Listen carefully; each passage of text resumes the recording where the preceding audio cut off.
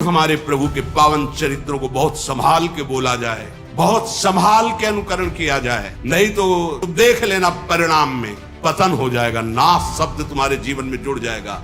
ये उपहास का विषय नहीं है भगवान श्री राम कृष्ण का पावन चरित्र, ये मनोरंजन का विषय नहीं है कि तुम जैसा चाहो वैसा बोल लो, नहीं, ऐसा नहीं है, ये नहीं है। ये धन कमाने का विषय नहीं है, ये परम धन कमाने का विषय है, परमानंद प्राप्ति का विषय है।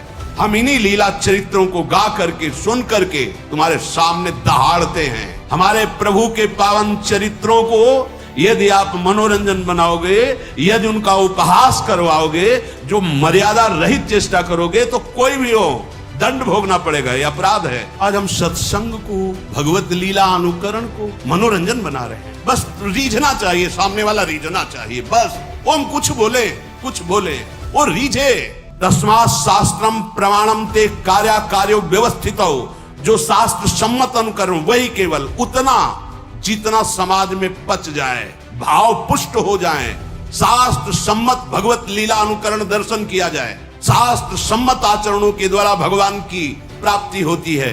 मनमानी लीलानुकरण या मनमानी बोलना या मनमानी आचरण करना, ये केवल नरक प्राप्ति का हेतु हो सकता है, भगवत प्राप्ति का हेतु नहीं हो सकता। जैसा मन आए वैसा संत का नाटक बना दो, जैसा मन आए वैसा भगवंत का नाटक बना दो, केवल मनोरंजन करना चाहिए बस। आप चाहे बोले चाहे लीलानुकरण करे, तस्मात् शास्त्र, एक भी शब्द शास्त्र प्रतिकूल बोला तो ये मत समझना कि शास्त्र खिलवाड़ है या भगवान के चरित्र ऐसे ही गा दिए गए हैं।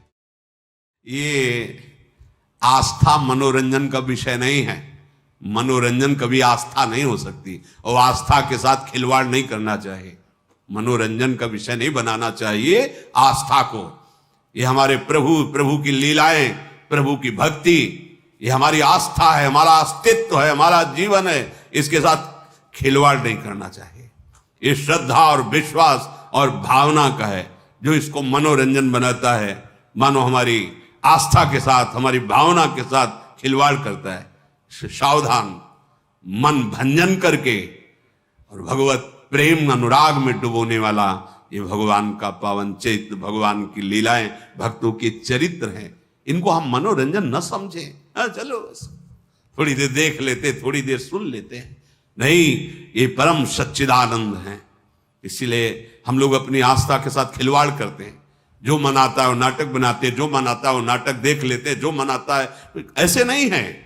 ये हमारी आस्था का विषय है, ये हमारे अस्तित्व का विषय है, ये हमारे जीवन का विषय है, इसके साथ खिलवाड़ नहीं होना चाहिए। देखो, हमारे प्रभु जैसा ना तो कोई था, ना है, ना होगा। ये अनादि अनंत महामहिम भक्तजन कुछ उनकी लीलाओं का अनुकरण करके तन्मय होते हैं। उसकी भी लीला की एक मर्यादा है। जिस समय हमारे ठाकुर मुकुट धारण करते हैं, महारानी जी की चंद्रिका, तो स्वयं रासाचार्य जी को देखा साष्टांग दंडवत और आरती करके, जय जय, मुकुट विराजमान, चंद्रिका विराजमान। लीला महासुख प्रदान करने वाली, हजारों को भक्त बना दिया भगवत लीला अनुकरण ने इस जीवन को भी। अगर वो लीला अनुकरण न देखते तो कैसे, क्या रास है, क्या ये मनोरंजन नहीं है, ये हमारी आस्था है, हमारा जीवन है, बहुत मर्यादित। हमने देखा है एक एक शब्द, एक एक कदम, क्योंकि ये केवल मनोरंजन नहीं, ये हमारी कृष्ण लीला, हमारे भगवान श्री हरि की रामलीला, या हमारे भगवान के पावन चरित्रों को मनोरंजन बनाया जाए, अपराध है, दंड भोगना पड़ेगा। लिख लो, हमारे प्रभु के पावन चरित्रों को यदि आप मनोरंजन बनाओगे, यदि उनका उपहास करवाओगे, जो मर्यादा रहित चेष्टा करोगे, तो कोई भी हो दंड भोगना पड़ेगा, यह अपराध है। बुद्धि भ्रष्ट हो जाएगी, लोक में निंदा होगी, और आपको लाभ कदापि न यहां न वहां। यह हमारा जीवन है, इसी के सहारे से हम भगवदानंद की अनुभूति करते हैं। देखो, गोपीजनों ने लीला अनुकरण किया भगवान की, हमारे परम पूजनी ब्रजवासी जन भगवान की लीला का अनुकरण किए। लीला अनुकरण भगवत प्राप्ति का एक सुदृढ़ भाव प्रकट करता है। हम भगवान के चरित्रों को सुन रहे हैं, या भगवान के लीला चरित्रों का अनुकरण देख रहे हैं, ये हमारी आस्था का विषय है, ये हमारे भगवदानंद की प्राप्ति कराने का सहयोग है। एक एक शब्द, एक एक चेष्टा वैसी तो कोई कर ही नहीं सकता, क्योंकि भगवान अनादि अनंत महामहिम, तो उनके कुछ वो पावन चरित्र जो नरलीला से संबंधित हैं, जिनको हम देखकर भाव में डूब जाए, जिनको हम देख करके राममय हो जाएं, कृष्णमय हो जाएं, ये लीलानुकरण की पद्धति महाप्रभु हरिवंश चंद्र जी ने रास मंडल में सर्वप्रथम लीला का प्रादुर्भाव किया, अनुकरण लीला का। मोर मुकुट और चंद्रिका विराजमान करके रास, बड़ा जो रास मंडल, यहीं से रास का प्रारंभ। पहले हर रास में गाया जाता था नमो नमो जय श्री हरिवंश। ये रास विलास प्रकाशित करने वाले आचार्य महापुरुष जन प्रगट है। तो जो सत्संग है, भगवान के चरित्र हैं, भगवान के गुण हैं, बोलने वालों में, दिखाने वाले और देखने वाले, तीनों को समझना चाहिए कि ये केवल मनोरंजन का विषय नहीं है, ये हमारे आराध्य देव का विषय है। ये हमारे प्राणों पर आघात होगा अगर शब्द बिगड़ गए तो, अगर लीला अनुकरण की मर्यादा बिगड़ गई तो। देखना, सुनना और बोलना तीनों सावधानी के साथ होने चाहिए, क्योंकि ये हमारा जीवन, हमारा प्राण है, और अगर ये बिगड़ गया तो संभालेगा कौन? फिर कौन संभालेगा? ये बड़े बड़े ब्रह्म ऋषियों ने जो समाधि में देखा वही लिखा, बड़े बड़े महापुरुषों ने जो इन समाधि भाषा का अनुभव किया, वो उसको मर्यादा से, कोई भी ऐसा अनुकरण, कोई भी ऐसा प्रवचन, कोई भी ऐसे शब्द नहीं सुनने चाहिए, नहीं देखने चाहिए, नहीं बोलने चाहिए। साक्षात परब्रह्म करुणा करके अपने भक्तों को सुख देने के लिए, अगर आपको लगता है कि इनका लीला चरित्र मनोरंजन है, तो फिर हमारा जीवन क्या है? हम इन्हीं लीला चरित्रों को गा करके, सुन करके तुम्हारे सामने दहाड़ते हैं। इन्हीं लीला चरित्रों को, इन्हीं लीला चरित्रों के बल से तुम्हें शांति और निष्पाप और महासुख की प्रतिज्ञा हृदय में करके कि तुम्हें सुखी बना देंगे, तुम्हें शांति प्रदान करेंगे, तुम्हें निष्पाप कर देंगे, इन्हीं लीला चरित्रों के बल पर। इन लीला चरित्रों को बहुत सावधानी से, तस्मात् शास्त्रम प्रमाणम ते कार्या कार्यो व्यवस्थित हो, जो शास्त्र सम्मत अनुकरण वही केवल उतना जितना समाज में पच जाए, भाव पुष्ट हो जाए, क्योंकि भगवान की लीला अनिर्वचनीय है। बड़े बड़े ब्रह्म ऋषि भी हार गए और वो प्रार्थना बाद में यही किए कि हे हरि, जैसे आकाश में गरुण भी अपने बल से उड़ते हैं और मच्छर भी अपने बल से उड़ता है, पर पार कोई नहीं पाया, हे नाथ, ऐसे ही हम अपनी मति के अनुसार आपकी लीलाओं का गायन कर रहे हैं। जैसा मन आया वैसा छवि बना दिया, जैसा मन आया वैसा अनुकरण कर दिया, जैसा मन आया वैसा बोल दिया। नहीं नहीं नहीं, ये हमारा हृदय है, हमारा प्राण है, हमारा धर्म है, हमारा जीवन है, हमारा अस्तित्व है। यही होगा, कलयुग का प्रभाव यही है, हमारे अस्तित्व को मिटाने में। हमारे प्रभु का क्या, जिनको देख करके हमारा हृदय निष्पाप और रोने लगे और जीवन अधर्म से हटकर धर्म की तरफ से। ये मनोरंजन नहीं है, भगवान के पावन चरित्र। ये मन का नाश करके जो असत वृत्तियों से युक्त है, सतवृत्ति में लगा दिया गया। कौन ऐसा है जिसने हमारे भगवान के पावन चरित्र को सुन करके भगवत प्राप्ति न की हो? कोई एक उदाहरण, रत्नावती जी केवल भगवान की वार्ता सुनकर भगवत प्राप्त हो गई। ब्राह्मण पत्नियां मथुरा केवल भगवत वार्ता सुनकर भगवान को, ऐसे करोड़ों अनंत भक्त हो गए जो लीला अनुकरण दर्शन और लीला चरित्र श्रवण से भगवत प्राप्त महात्मा बन गए, जगत को तारने की सामर्थ्य आ गई। आज हमारी बुद्धि इसे मनोरंजन में ले रही।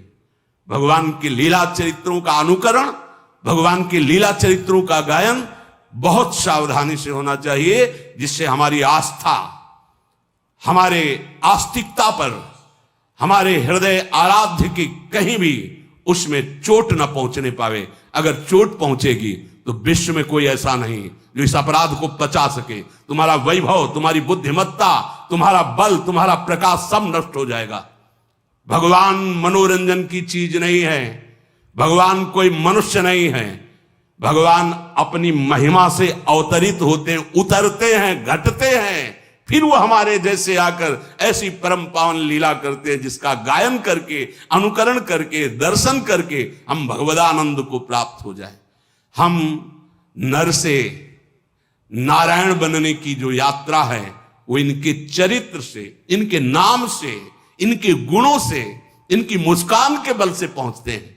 लेकिन भगवान की उन्नति नहीं हुई, भगवान अवतरित हुए। अवतार का मतलब घटना, वो अपनी अनंत महिमा से अवतरित होते हैं नर रूप में और फिर उतनी लीला करते हैं जिसको गायन करके, श्रवण करके, चिंतन करके हम परम पद के अधिकारी बने।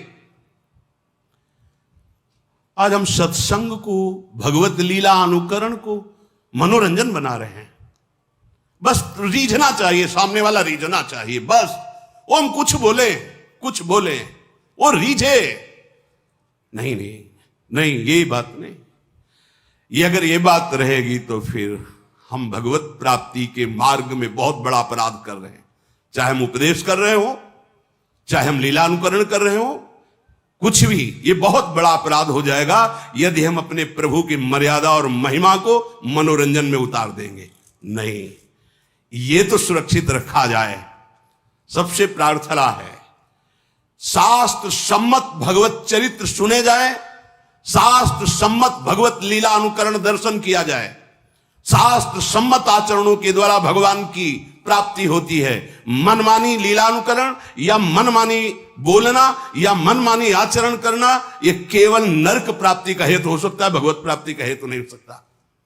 बहुत सावधानी के द्वारा हम अपने मन को सत्संग में लगाए, भगवत लीला दर्शन में लगाए, भगवत लीला चिंतन में लगाए, इसी में परम मंगल होगा। ऐसे करुणा निधान भगवान के जो चरणों का आश्रय, कैसे हम समझ पाएंगे कि हमारे वो भगवान है? जहां राम शब्द जुड़ा, कृष्ण शब्द जुड़ा, वहां हमारा जीवन जुड़ गया, हमारा प्राण जुड़ गया, हमारी गर्दन झुक गई। राम शब्द निकलते ही, कृष्ण शब्द निकलते ही अगर कोई बोलता है सामने से जय राधे, तो हमारी गर्दन झुक जाती है कि तुमने राधा बोला। उन हमारे प्रभु के पावन चरित्रों को बहुत संभाल के बोला जाए, बहुत संभाल के अनुकरण किया जाए, नहीं तो कोई पावर नहीं तुम्हें लगता है, लेकिन तुम देख लेना परिणाम में पतन हो जाएगा, नाश शब्द तुम्हारे जीवन में जुड़ जाएगा। यह उपहास का विषय नहीं है भगवान श्री राम कृष्ण का पावन चरित्र। यह मनोरंजन का विषय नहीं है कि तुम जैसा चाहो वैसा बोल लो, नहीं, ऐसा नहीं है, ये नहीं है। यह धन कमाने का विषय नहीं है, ये परम धन कमाने का विषय है, परमानंद प्राप्ति का विषय है। आज हम अपनी मर्यादा से विचलित होते चले जा रहे हैं। जैसा मन आए वैसा संत का नाटक बना दो, जैसा मन आए वैसा भगवंत का नाटक बना दो। केवल मनोरंजन करना चाहिए, बस। सत्य वस्तु को ऐसे मनोरंजन में नहीं प्रदर्शित किया जाता। जो मन आवे सो बोल दे। सामने जो ग्रंथ रखा है तुम्हें उसी को आधार बनाकर चलना है। अगर कृष्ण चरित्र है तो तस्मात् शास्त्रम प्रमाणम, रामचरित्र है तो तस्मात् शास्त्रम प्रमाणम। आप चाहे बोले चाहे लीलानुकरण करे, तस्मात् शास्त्र, एक भी शब्द शास्त्र प्रतिकूल बोला तो यह मत समझना कि शास्त्र खिलवाड़ है या भगवान के चरित्र ऐसे ही गा दिए गए हैं। तुम्हारे सामने जब दंड उपस्थित होगा तो तुम भोग नहीं पाओगे। हिरण्यकश्यप जैसे तुम नहीं हो, या ऐसी तपस्या करके त्रिभुवन विजेता बन गया, या रावण जैसे तुम नहीं हो। उनको भी धूल धूसरित कर दिया, वो पावन चरित्र है। इसलिए सावधान। भगवान का चरित्र देख करके, सुन करके हम अपने जीवन को भगवत में बनाते हैं। महापुरुषों ने बनाया है और आगे बनाते रहेंगे। हम इस चरित्र की गरिमा को रखें, हम अपनी आस्था को सुरक्षित रखें। जहां शास्त्र सम्मत वार्ता ना हो, नहीं सुननी। जहां शास्त्र सम्मत लीला अनुकरण नहीं देखना, हमें हमारे प्रभु के प्रति भाव बढ़े, ऐसा सुनना है, ऐसा देखना है, ऐसा बोलना है। हम जीवन अर्पित करें अपने प्रभु पे। यह भारत भूमि है जिसको शास्त्रों में वर्णन किया गया कि अहो भाग्य, धन्य भाग जो भारत भूमि में जन्म लिया। और भारत भूमि में देखो राम अवतार, कृष्ण अवतार, कौन से ऐसे भगवान के महातीर्थ महामहिम नहीं जो भारत भूमि में ना हो। ये मनोरंजन का देश है। आज यही तो हो रहा है। हम अपने जीवन को केवल मनोरंजन में ही बनाते चले जा रहे हैं। अब उसके लिए चाहे हमको जो बोलना पड़े, जो दिखाना पड़े, जो करना पड़े। नहीं नहीं भाई, सावधान, ऐसा नहीं है। अगर हमारे प्रभु के साथ तुम्हारा खिलवाड़ शुरू हुआ तो तुम्हारे साथ वो खिलवाड़ शुरू होगा कि तुम संभाल ही नहीं पाओगे, क्योंकि त्रिगुणात्मिका माया उनके आदेश से चलती है। तुम्हारा धन, तुम्हारा वैभव, तुम्हारी बुद्धिमत्ता, तुम्हारा पद मिट्टी में मिल जाएगा। ये भगवान के पावन चरित्र हैं, भगवान के पावन गुण है। संभाल कर बोलो, संभाल कर सुनो, जिससे तुम्हारा भाव बढ़े, तुम भगवदानंद को प्राप्त हो। श्री राधा।